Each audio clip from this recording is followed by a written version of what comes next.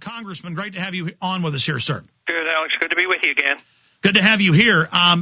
Gallup poll shows that now a majority of Americans would abolish the Federal Reserve if they could, according to CNBC. Can you comment on this exciting development, Congressman?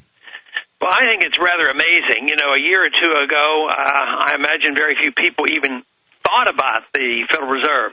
But I think because of the economic crisis, because of the blundering with TARP funds where the American people said, we need to know what you guys are doing and how you're wasting the money, we saw an opening that we could call attention to the American people about what kind of shenanigans have been going on in the Federal Reserve.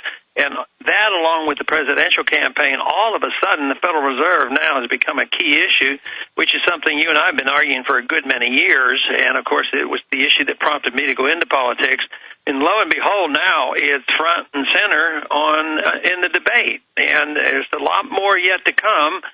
We need to know what they're doing. That's why our audit bill is so important. But eventually, though, we need a sound monetary system. And I think if we continue with our progress, hopefully we'll reach that point someday.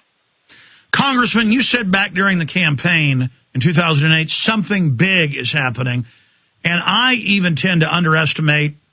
I've been telling you for years that I think we're starting to win, and you've been optimistic, but also somewhat conservative, saying, well, let's just keep working. But do you revise your forecast? I mean, that the something big you talked about is even bigger than we had even hoped and happening quicker. I mean, I think this is something bordering on 1776 or what happened to Ceausescu in Romania. I think it's more explosive than even you or I may have thought previously.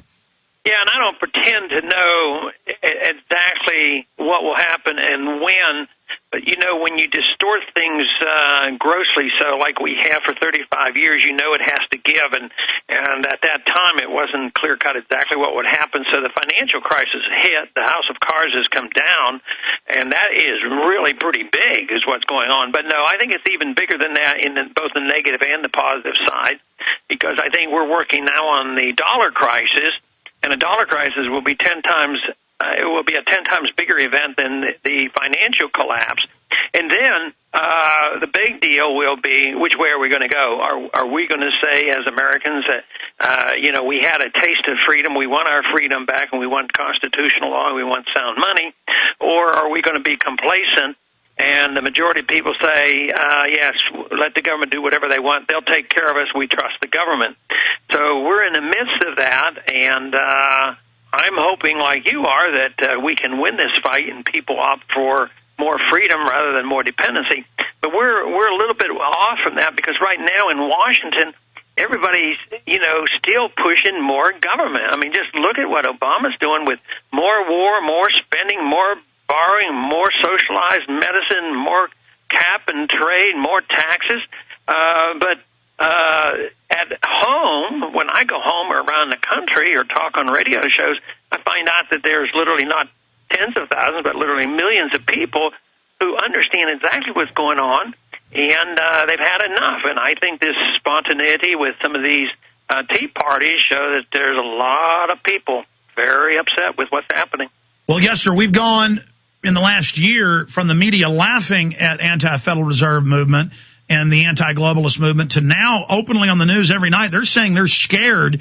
The establishment is openly up there on their parapets, the controlled left-right paradigm, admitting that this movement is like a bushfire set in the minds of men. As Thomas Jefferson said, I mentioned the poll, the scientific poll, there's Gallups and others showing that below 50% for the Federal Reserve now and growing.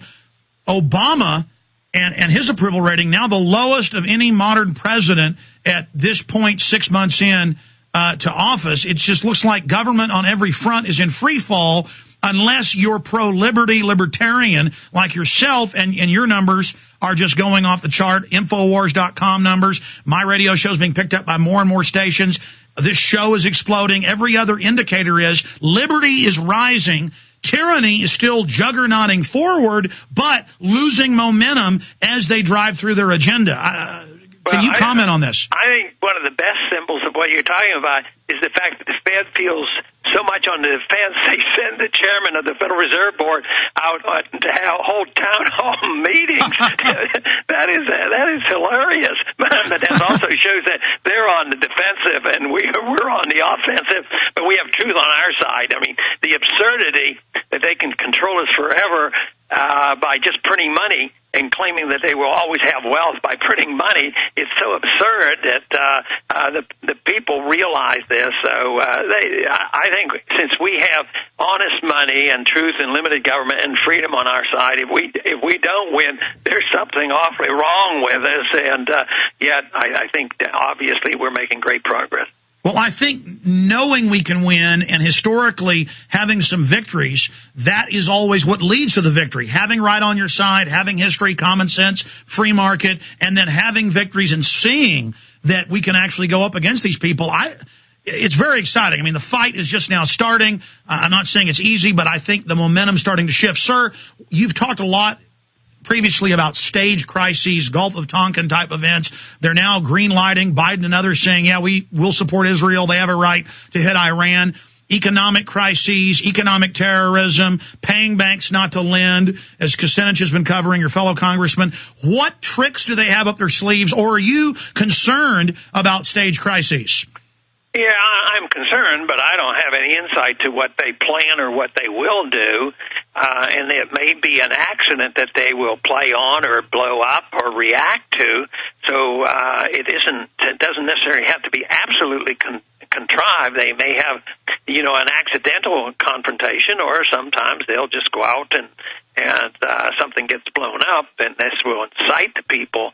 But I don't have any immediate insights, but I'm always on the alert and vigilant because because we're so vulnerable, we're so much involved around the world. All kinds of things could break loose, and overnight the political and the economic environment could change rather quickly. Well, it's like Rahm Emanuel said to the Wall Street Journal. He said, we don't want to let a good crisis go to waste, so created or opportunistically used. What about the economic terrorism? Back in October, they said, give us unlimited power in the banking or there's going to be a depression, and the stock market plunged 777 points. Is that not economic terrorism? Yeah, it is. And if it doesn't have enough fear and put enough fear in the heart of the people, they'll create the fear because people succumb and they give up their liberties when they're very fearful. So that's what we have to convince the people that they should not be doing, is sacrificing their liberties for their security. Congressman, I know you have a vote coming up any minute. We're back in 70 seconds. Let me speak to you during the break. Okay.